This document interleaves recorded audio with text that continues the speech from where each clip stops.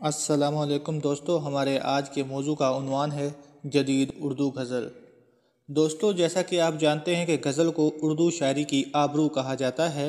حقیقت بھی یہی ہے کہ اردو غزل واقعی آبرو شعر اردو ہے۔ صدیوں کے عبور و مرور کے باوجود یہ صنف آج بھی موجب دلکشی ہے۔ اس صنف پر اعتراضات بھی ہوئے، لیکن اردو غزل کا جو جادو آج بھی قائم ہے۔ تجربات انسانی کی دنیا چونکہ محدود نہیں، اس لیے غزل کی قوت اظہار بھی جو ہے وہ کسی حد کو گوارا نہیں کرتی۔ انسان کے متنوع خیالات کی رنگا رنگی سے صنف غزل رنگین ہو گئی ہے۔ غزل میں سوز و گزار کی دنیا بھی آباد ہوئی ہے اور محبوب کے حسن و جمال کی محفل بھی سجائی گئی ہے، لیکن ہر دور میں غزل نے اپنی انفرادیت قائم رکھی ہے۔ غزل آپ بیتی اور جنگ بیتی، غزل کی داخلیت اہل احساس کو متاثر کرتی ہے۔ اس کا دائرہ چونکہ زندگی اور زمانے کے محیط ہے، اس لیے اس کے اختصار میں ایک جہان معنی آباد ہوتا ہے۔ عام طور پر یہ کہا جاتا ہے کہ جدید اردو غزل کا آغاز ہندوستان کی پہلی جنگ آزادی کے بعد ہوا۔ مولانا الطاف حسین حالی اور محمد حسین آزاد نے جدید اردو غزل کی بنیاد ڈالی۔ اس روایات کے بعد زمانے میں علامہ اقبال اور جوش ملی آباد نے آگے بڑھایا اور نئے دور جو ہے وہ روش پیدا کی۔ اس طرح علی گڑھ تحریک اور ترقی پسند تحریک نے ادب، سماج اور سیاست کی تاریخ میں جو فعال کردار ادا کیا، اس کی اہمیت سے کسی کو انکار ممکن نہیں۔ گزشتہ 6 دہائیوں کے دوران اردو غزل میں جو تبدیلیاں اور اضافے ہوئے، ان میں ترقی پسند شعراء اردو اور جدید غزل نگاروں کا بڑا حصہ ہے۔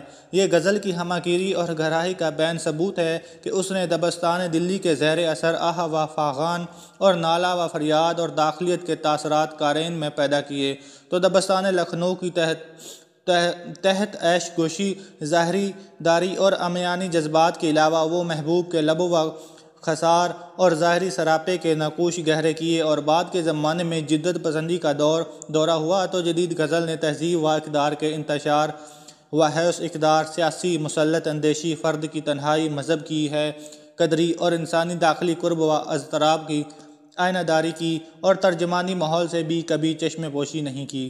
جدید اردو غزل کا معیار مقرر کرتے ہوئے نامی انصاری لکھتے ہیں: جدید غزل باوجود نئے علامتوں اور اصالِ بنیاد کے نئے سانچوں کے سننے والوں کو متاثر بھی کرتی ہے اور ان کے ذہنوں کو مسرت و انبساط کا احساس بھی دلا کرتی ہے۔ نئی شاعری کا محور عام طور پر تنہائی کا المیہ، وجود کا بکھرنا، چہرے کی گریت، ذات کا قرب، لفظ کی نارسائی اور شکست خوری کی فضا ہے، جسے جدید شعراء علامات و استعارات کے نئے سانچوں میں ڈھال کر پیش کرتے ہیں۔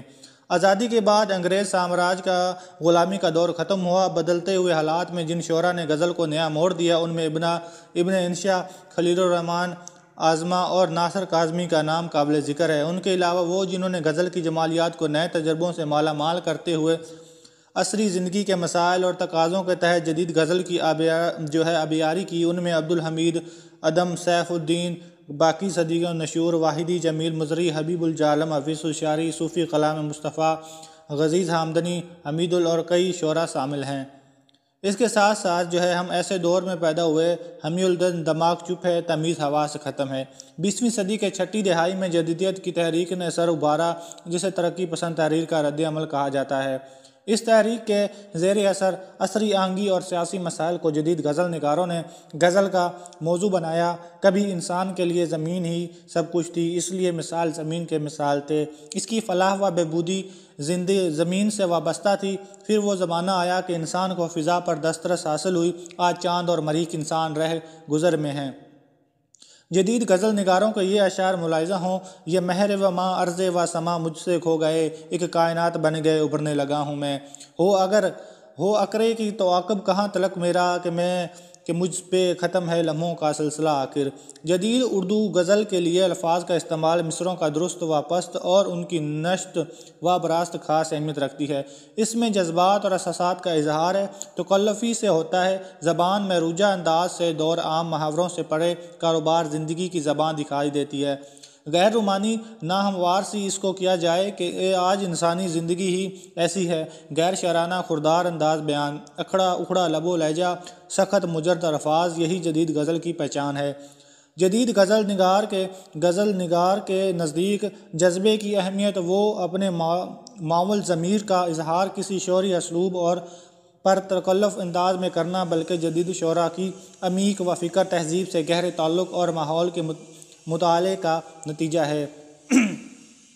عزیز دوستو، جدید شعراء کے ہاں ماضی کے ورثے کے طور پر میر کے لہجے کے غمناکی اور درد مندی ہے تو غالب کا مفکرانہ اسلوب بھی موج طے نشین کی صورت میں ملتا ہے۔ یہ تقلید میر و غالب صحیح، مگر اس کا بعض ثبوت بھی ہے کہ جدید غزل اپنے شاندار اور قابل فخر ماضی سے اٹوٹ اور گہرا رشتہ رکھتی ہے۔ جانثار احمد ہیں جو وہ کہتے ہیں کہ میں سوچتا تھا کہ وطن کے جا کے پڑھ رہوں گا کبھی، مگر فساد میں وہ گھر بھی جل گیا میاں۔ مختصر یہ کہ جدید غزل اپنے بے شمار اوصاف کے باعث جدید ہے۔ اس میں کچھ منفی رنگ بھی نمایاں ہیں اور کہیں کہیں سطحیت کا احساس بھی ہوتا ہے۔ ان باتوں سے قطع نظر یہ کہا جا سکتا ہے کہ جن خوبیوں کی بنا پر غزل پائیدار ہوتی ہے وہی خوبیاں جدید غزل میں موجود ہیں، جس کے سبب وہ آج بھی سرخرو اور محترم بادشاہ ہیں۔ عزیز دوستو، یہ تھے ہمارا آج کا ٹاپک، جس میں ہم نے جانا کہ عزیز جو ہے جدید غزل کیا ہے، جدید غزل کا دور کہاں سے شروع ہوا اور کب شروع ہوا۔ السلام علیکم۔